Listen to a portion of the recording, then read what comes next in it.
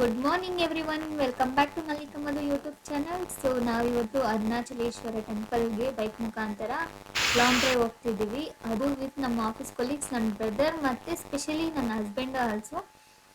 So ಇಲ್ಲಿ ನಾವು bike ಮುಖಾಂತರ 6 to 7 hours ಆ್ಯಕ್ಚುಲಿ ಟ್ರಾವೆಲ್ ಮಾಡಿದ್ವಿ. ಇಲ್ಲಿ ನಾವು ಟೀ ಕುಡಿಯೋಕ್ಕೆ ಅಂತ, ನಿದ್ದೆ ಮಾಡಬಾರ್ದು ಬೈಕ್ ಡ್ರೈವ್ ಮಾಡುವಾಗ, ಸೊ ಟೀ ಕುಡಿಯೋಕ್ಕೆ ಅಂತ ಅಲ್ಲಲ್ಲೆಲ್ಲ ಸ್ಟಾಪ್ ಮಾಡ್ಕೊಂಡು ಹೋದ್ವಿ.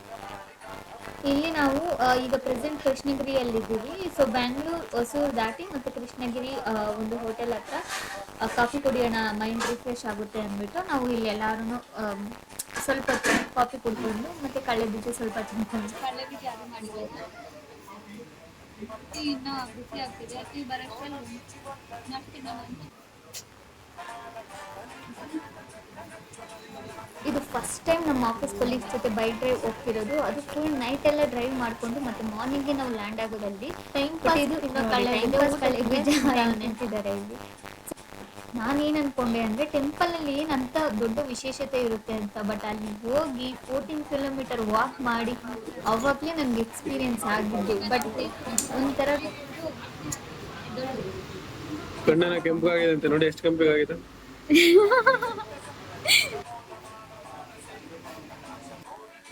ಫೈನಲಿ ನಾವು ರೀಚ್ ಆದ್ವಿ. ಬಟ್ ಇನ್ನು ಕೆಲವರು ಸ್ಲೋ ಬರ್ತಿರೋರು ರೀಚ್ ಆಗಿಲ್ಲ. ಸೊ ಅದಕ್ಕೆ ಎಲ್ಲರೂ ಒಂದು ಟೆಂಪಲ್ ಹತ್ರ ರೀಚ್ ಆಗೋಣ ಸೊ ಅಂದ್ಬಿಟ್ಟು ನಾವು ಗ್ರೂಪಲ್ಲಿ ಲೊಕೇಶನ್ ಕಳಿಸಿದ್ವಿ. ಸೊ ಎಲ್ಲರೂ ಅಲ್ಲಿಗೆ ಬಂದ್ವಿ. ನಮಗೆ ತೋರಿಸಿರೋ ಮ್ಯಾಪ್ ಪ್ರಕಾರ ಒಂದು ರೋಡ್ ಬ್ಲಾಕ್ ಆಗಿತ್ತು, ಹಂಗಂದ್ಬಿಟ್ಟು ನಾವು ಇನ್ನೊಂದು ರೂಟಲ್ಲೂ ಹೋದ್ವಿ ಟೆಂಪಲ್. ಇಲ್ಲಿ ಎಷ್ಟು ಹತ್ರ ಹೋಗ್ತಾ ಇದ್ದಂಗೆ ಪಾಸಿಟಿವ್ ವೈಬ್ ನನಗೆ ಕೊಡ್ತಿದೆ ಅಂತಂದರೆ, ಮತ್ತು ನಮ್ಮ ಸೋಲ್ ಮತ್ತು ಸೈಲೆನ್ಸ್, ಸ್ಟ್ರೆಂತ್, ಎನರ್ಜಿ ಅದು ಅಲ್ಟಿಮೇಟಾಗಿ ಸರೆಂಡರ್ ಆಗ್ತಿದೆ. ಸೊ ಆಮೇಲೆ ಇಲ್ಲಿ ತುಂಬ ವಿಶೇಷತೆ ಏನಂದರೆ, ಶಿವ ಇದ್ದಾರೆ ಅಲ್ವಾ, ಶಿವ ತುಂಬ ಹೀಟಾಗಿರ್ತಾರೆ. ಸೊ ಈಚೆ ನಾವು ದರ್ಶನಕ್ಕೆ ಅಂತ ಹೋದಾಗ ನಮ್ಮ ಈ ದೇವಸ್ಥಾನದ ವಿಶೇಷತೆಗಳು ಏನು ಅಂದರೆ, ಇದು ಪಂಚಭೂತಲಿಂಗಗಳಲ್ಲೊಂದು. ಮತ್ತು ಅಗ್ನಿಲಿಂಗ ಅಂದರೆ, ಅಗ್ನಿಲಿಂಗ ಅಂದರೆ ಇಲ್ಲಿ ಶಿವನ ಒಂದು ಹೃದಯ ಸ್ಥಾನ. ಅಗ್ನಿಲಿಂಗ ಇದರ ಮಹತ್ವ ಅರುಣಾಚಲೇಶ್ವರ ದೇವಸ್ಥಾನದ ಒಂದು ಹೃದಯ ಅಂತಾರೆ. ಈ ಅಗ್ನಿಲಿಂಗವನ್ನು ತಿರುವಣ್ಣಾಮಲೈ ಪೂಜಿಸಲಾಗುತ್ತದೆ ಮತ್ತು ಇಲ್ಲಿ ಶಿವನು ಅಗ್ನಿಯಾಗಿ ಬೆಂಕಿ ರೂಪದಲ್ಲಿ ಈ ಕ್ಷೇತ್ರದ ವಿಶೇಷತೆ ಏನು ಅಂದರೆ, ಅಧ್ಯಾತ್ಮ ಶಕ್ತಿ ಹಾಗೂ ಮಹತ್ತರ ತಪಸ್ಸು ಭೂಮಿ ಅಂತಾರೆ. ಮತ್ತು ಇಲ್ಲಿ ರಾಮಣ ಮಹರ್ಷಿಗಳು ಸೇರಿದಂತೆ ಹಲವಾರು ಮಹಾತ್ಮರು ಇಲ್ಲಿ ತಪಸ್ ಮಾಡಿ ಆತ್ಮ ಸಾಕ್ಷಾತ್ಕಾರ ಪಡೆದು ಮತ್ತು ಸ್ಥಳವನ್ನು ಧ್ಯಾನ, ಮನಃಶಾಂತಿ ಮತ್ತು ಮೋಕ್ಷಕ್ಕಾಗಿ ಅತಿ ಶಕ್ತಿಶಾಲಿ ಕ್ಷೇತ್ರವೆಂದು ಪರಿಗಣಿಸುತ್ತಾರೆ. ನಾವಿಲ್ಲಿ ಸ್ಲಿಪ್ಪರ್ ಎಲ್ಲ ರೂಮಲ್ಲೇ ಬಿಟ್ಟು ಬರಿಗಾಲಲ್ಲಿ ಮತ್ತೆ ಇಲ್ಲಿ ಅಗ್ನಿಲಿಂಗ ಅಂದ್ರೆ ಬೆಂಕಿ ರೂಪದಲ್ಲಿ ಶಿವನು ಇಡೀ ಜಗತ್ತನ್ನ, ಈ ದೇವಸ್ಥಾನ ಪರ್ವತವನ್ನು ಆವರಿಸಿದೆ. ಅಲ್ಲಿ ಲಾಸ್ಟ್ ಎಂಟ್ರೆನ್ಸ್ ಇಂದ ಇನ್ನೂ ರಶ್ ಹಂಗೆ ಇದೆ.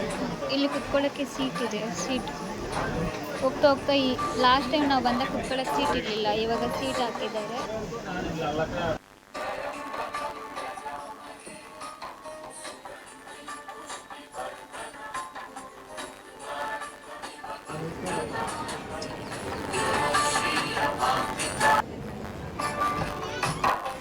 ಎಷ್ಟು ರಶ್ ಇದೆ ನೋಡಿ. VIP ಟಿಕೆಟಿಂದ ಹೋದ್ರೂ ತುಂಬ ರಶ್ ಇದೆ.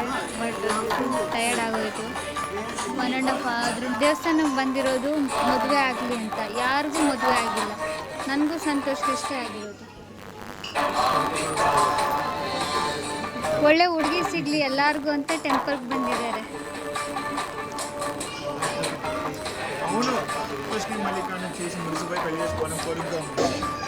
ನಾನು ಹೇಳಿದೆ ಅಲ್ವಾ, ಅದೇ ರೀಸನಿಂದ ಇವ್ರು ಬಂದಿರೋದು ಅಂತ. ನೋಡಿ, ಒಳ್ಳೆ ಹುಡುಗಿ ಸಿಗಲಿ ಅಂತ ಪ್ರಾರ್ಥನೆ ಮಾಡ್ತಿದ್ದಾರೆ ಎಲ್ಲರೂ. ಕರೆಕ್ಟ್ ಅಲ್ವಾ? ಎಸ್. ನನ್ನ ತಮ್ಮಗೆ ಹೇಳೋದು ಬೇಡ, ಗೊತ್ತಿರೋದೆ. ಓಂಕರ್ ಕರೆಕ್ಟ್ ಅಲ್ವಾ? ಕರೆಕ್ಟ್ ಕದಾ? ಏನು ಆಮೇಲೆ ಹೇಳ್ತೀನಿ. ನೀವು ರೈಟ್.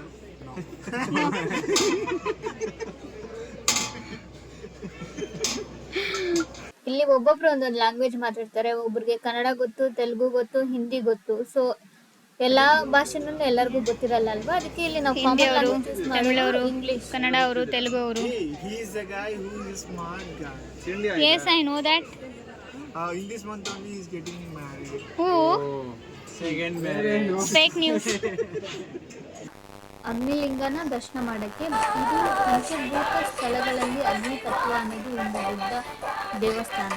ಮತ್ತು ಈ ದೇವಾಲಯ ಪಂಚಭೂತ ಸ್ಥಾನಗಳಲ್ಲೊಂದು ಮತ್ತು ಇದು ಭಗವಾನ್ ಶಿವನು Shab, tell me why you came this temple.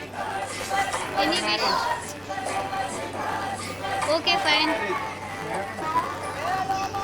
You are praying for me for my marriage, right? Sir. Okay. Now seriously, you tell me why you came to this temple. ಇಲ್ಲಿ ಬರುವ ಕೆಲವು ಭಕ್ತಾದಿಗಳು ಗಿರಿವಲಂ ಪಾದಯಾತ್ರೆ ಮಾಡಿ ಅದು 14 ಕಿಲೋಮೀಟರ್ ದೂರ ಮತ್ತು ವಿಶೇಷವಾಗಿ ಹುಣ್ಣಿಮೆ ದಿನದಲ್ಲಿ ಲಕ್ಷಾಂತರ ಜನರು ಬಂದು ಸಾವಿರಾರು ಜನರು ಯಾತ್ರೆ ಮಾಡುತ್ತಾರೆ ಪಾದಯಾತ್ರೆ. ಸೊ ಇಲ್ಲಿ ಕಾರ್ತಿಕ ದೀಪೋತ್ಸವದ ದೇವಾಲಯ ಹಾಗೆ ದೀಪ ಯಾವಾಗಲೂ ಬೆಳಕಿ ಮತ್ತು ಬೆಟ್ಟದ ಮೇಲೆ ದಿವ್ಯ ದೀಪವನ್ನು ಹಚ್ಚಲಾಗಿ ಮತ್ತು ಶಿವನ ಅಗ್ನಿ ತತ್ವವನ್ನು ಗೈಸ್ ನೋಡಿ ಟೋಕನ್ ತಗೊಂಡಿದ್ದಾರೆ, ಅಲ್ಲೇನು ಸುಧೀರಿದ್ದಾರೆ ಅಲ್ಲಿ.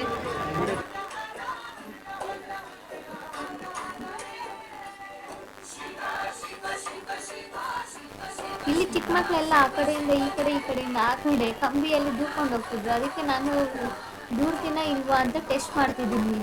ಅವರೆಲ್ಲ ಒಂದು ಕಡೆ ಪ್ರಸಾದ, ಒಂದು ಕಡೆ ಟೋಕನಲ್ಲಿ ನಿಂತ್ಕೊಂಡಿದ್ದಾರೆ. ಸೊ ನಾನು ಇಲ್ಲಿ ವೇಟ್ ಮಾಡ್ತಿದ್ದೀನಿ. ಇಲ್ಲಿ ಪುಳಿಯೋಗರೆ ಯಾಕೆ ತುಂಬ ಕೊಡ್ತಾರೆ ಅಂತ ಅಂದರೆ ಇಲ್ಲಿ ಪಾರ್ವತಿ ದೇವಿಗೆ ಪ್ರೀತಿ ಪಾತ್ರ ಊಟ ಅಂತ ಅನ್ಬೋದು ಇಲ್ಲಿ. ಮತ್ತು ಭಕ್ತರು ಅದೇ ನಂಬ್ತಾರೆ. ಮತ್ತು ದೀರ್ಘಾವಧಿ ಆಹಾರ ಪುಳಿಯೋಗರೆ. ಮತ್ತು ಇಲ್ಲಿ ತಮಿಳುನಾಡಿನಲ್ಲಿ ದೇವಾಲಯಗಳಲ್ಲಿ ಅತ್ಯಂತ ಸಾಮಾನ್ಯವಾಗಿ ಪ್ರಸಾದ ಅಂತಂದರೆ ಪುಳಿಯೋಗರೆ ಮತ್ತು ಕಾರ್ತಿಕ ಮಾಸದಲ್ಲಿ ಇದನ್ನ ತುಂಬ ಯೂಸ್ ಮಾಡ್ತಾರೆ.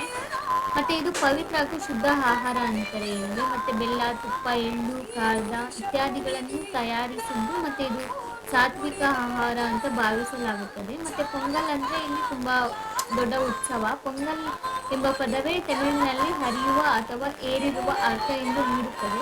ಇದು ಶುಭವು, ಸಮೃದ್ಧಿಯು, ದೇವರ ಕೃಪೆ ಹರಿಯುವುದು ಎಂಬ ಒಂದು ಸಂಕೇತ. ದೇವರಿಗೆ ಪ್ರೀತಿಯ ಭಕ್ಷ್ಯ ಅನ್ಬೋದು ಇದು. ಪೌರಾಣಿಕವಾಗಿ ಶ್ರೀ ಮಹಾವಿಷ್ಣು, ಶಿವ, ಪಾರ್ವತಿ ಮುಂತಾದ ನಾವು ಸ್ಪೆಷಲ್ ದರ್ಶನ ಹೋಗಿ ಬೇಗ ಆಚೆ ಬಂದ್ವಿ. ಬಟ್ ಇಲ್ಲಿ ನೋಡಿ ಲೆಫ್ಟ್ ಹ್ಯಾಂಡ್ ಸೈಡಲ್ಲಿ ಇನ್ನೂ ಜನ ಎಷ್ಟು ವೆಯ್ಟ್ ಮಾಡ್ತಿದ್ದಾರೆ. ಅವರೆಲ್ಲ ಫ್ರೀ ದರ್ಶನದಿಂದ ಹೋಗ್ತಿರೋದು. ಇವ್ರಿಗೆಲ್ಲ ಎಷ್ಟೊತ್ತಿಗೆ ದರ್ಶನ ಆಗುತ್ತೆ ಅಂತ ಗೊತ್ತಿಲ್ಲ. ನಾವು ಅರ್ಲಿ ಮಾರ್ನಿಂಗ್ 7:14ಗೆ ಇನ್ಸೈಡ್ ಹೋಗಿ ಮತ್ತೆ 11:30ಗೆ ಔಟ್ಸೈಡ್ ಬರ್ತಿದ್ವಿ. ಜಸ್ಟ್ ಇನ್ನೂ ಔಟ್ಸೈಡ್ ಕಂಪ್ಲೀಟ್ ಬಂದಿಲ್ಲ.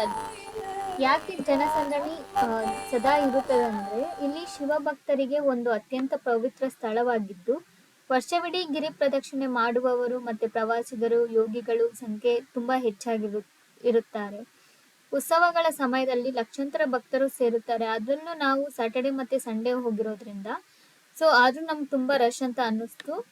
ಆದರೆ ಇಲ್ಲಿ ವೀಕ್ ಡೇಸ್, ವೀಕೆಂಡ್ಸ್ ಅಂತ ಏನೂ ಇಲ್ಲ. ಎಲ್ಲ ಟೈಮಲ್ಲೂ ಇಲ್ಲಿ ತುಂಬ ಜನ ರಶ್ ಆಗಿ. ಇದು ಒಂದು ಭಾರತದ ಪ್ರಮುಖ ಆತ್ಮವೀಕ್ಷಣೆ ಮತ್ತು ಶಿವಪೂಜಾ ಕೇಂದ್ರಗಳಲ್ಲಿ ಒಂದಾಗಿದೆ. ಇಲ್ಲಿ ಒಟ್ಟು 9 ಗೋಪುರಗಳಿವೆ. ನಾವು ವೆಸ್ಟ್ ಗೋಪುರ ಹತ್ರ ಫಸ್ಟ್ ಹೋಗಿ ಲ್ಯಾಂಡ್ ಆಗಿದ್ದು. ಲ್ಯಾಂಡ್ ಆದ್ಮೇಲೆ ಮತ್ತೆ ರಿಟರ್ನ್ ಆದ್ವಿ. ಬಟ್ ವೆಸ್ಟ್ ಗೋಪುರ ಇಂದಾನೇ ನಾವು ಒಳಗಡೆ ಹೋಗಿದ್ದು ದೇವಸ್ಥಾನಕ್ಕೆ.